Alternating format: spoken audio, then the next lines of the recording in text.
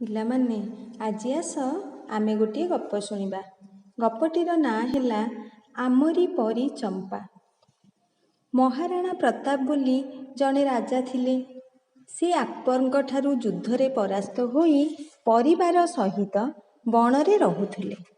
ତାଙ୍କର ଗୋଟିଏ ଝିଅ ଓ ଗୋଟିଏ ପୁଅ ଥିଲେ। ଝିଅର ନାମ ଚମ୍ପା। ଦିନେ ଭାଇ ଭଉଣୀ ନଦୀ କୂଳରେ ଖେଳୁଥିଲେ। ଭାଇକୁ ଭୋକ ଲାଗିବାରୁ ସେ କାନ୍ଦିଲା। ଖାଇବାକୁ କିଛି ନଥିଲା ବୋଲି ଚମ୍ପା ତାକୁ ଗପ ଶୁଣାଇ ଶୁଣାଇ ଶୁଆଇଦେଲା। ସେହି ଦିନଠାରୁ ଚମ୍ପାକୁ ଯାହା ଖାଇବାକୁ ମିଳେ ସେଥିରୁ କିଛି ଭାଇ ପାଇଁ ସାଇତି ରଖେ। ଭାଇକୁ ଭୋକ ଲାଗିଲେ ସେଥିରୁ ଖାଇବାକୁ ଦେଇଦିଏ। ଥରେ ମହାରାଣା ପ୍ରତାପ ଚୁପଚାପ ବସି କିଛି ଭାବୁଥାନ୍ତି। ଚମ୍ପା ପଚାରିଲା, ବାପା, ଆପଣ କ'ଣ ଭାବୁଛନ୍ତି? ମହାରାଣା ପ୍ରତାପ କହିଲେ, ଆଜି ଆମ ଘରକୁ ଜଣେ ଅତିଥି ଆସୁଛନ୍ତି, କିନ୍ତୁ ସେ ଆଜି ଭୋକିଲା ଚାଲିଯିବେ। ଚମ୍ପା କହିଲା, ବାପା, ଆପଣ ଚିନ୍ତା କରନ୍ତୁ ନାହିଁ।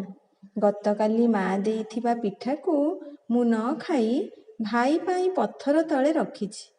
ଅତିଥି ଆସିଲେ ସେହି ପିଠାକୁ ଖାଇବାକୁ ଦେଇଦେବା। ସେ ଖାଇ ଚାଲିଯିବେ। ଚମ୍ପା 2-4 ଦିନରେ ଥରେ ଖାଇ ତାର ପିଠାକୁ ଭାଇ ପାଇଁ ରଖୁଥିବାରୁ ଚମ୍ପାର ଶରୀର ଅସୁସ୍ଥ ହୋଇଗଲା। ମହାରାଣା ପ୍ରତାପ ଝିଅକୁ କୋଳକୁ ନେଇ ବହୁତ ଦୁଃଖ କରିବା ସହିତ କାନ୍ଦି କାନ୍ଦି କହିଲେ, ଚମ୍ପା, ମୁଁ ପତ୍ର ଲେଖି ପଠାଇ ଦେଉଛି ଆକବରଙ୍କ ପାଖକୁ। ସେ ଆମ୍ଭ ରାଜ୍ୟ ଫେରାଇ ଦେବେ। ଏ କଥା ଶୁଣି ଚମ୍ପା ଚମକି ପଡ଼ିଲା ଏବଂ କହିଲା, ବାପା, ଆପଣ ଏ କ'ଣ କରୁଛନ୍ତି? ଆମ ପାଇଁ କ'ଣ ଆପଣ ଆକବରଙ୍କ ଦାସ ହୋଇ ରହିବେ? ବାପା, ଆପଣ ଦେଶକୁ ନୀଚ କରନ୍ତୁ ନାହିଁ। ମୋର ଆପଣଙ୍କୁ ଅନୁରୋଧ, ଆକବରଙ୍କ ଅଧୀନତା ସ୍ୱୀକାର କରନ୍ତୁ ନାହିଁ। ଏହା କହି ବାପାଙ୍କ କୋଳରେ ସବୁଦିନ ପାଇଁ ସେ ଆଖି ବୁଜିଦେଲା। ଚମ୍ପା ନିଜ ବଳିଦାନରେ ମହାରାଣା ପ୍ରତାପଙ୍କ ବିଚାର ବଦଳାଇ ଦେଲା। ଏହାଦ୍ୱାରା ଦେଶ ଓ ଜାତିର ଗୌରବ ରକ୍ଷା ହୋଇପାରିଲା। ଆଚ୍ଛା ପିଲାମାନେ, ତମେ ତ ଗପ ଶୁଣିଲ, ଦେଖିଲ ଦେଶ ଓ ଜାତିର ଆଉ ନିଜ ବାପାଙ୍କ ଟେକ ରଖିବା ପାଇଁ କିପରି ଚମ୍ପା ନିଜର ବଳିଦାନ ଦେଇଦେଲା।